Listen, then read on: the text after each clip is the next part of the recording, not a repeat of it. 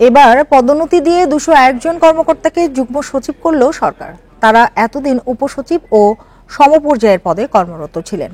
এর আগে 13ই আগস্ট পদোন্নতি বঞ্চিত 117 জন কর্মকর্তাকে উপসচিব করে প্রজ্ঞাপন জারি করা হয়। প্রিয় নম্বর সেট করে বিকাশে সেন্ড মানি করুন ফ্রি।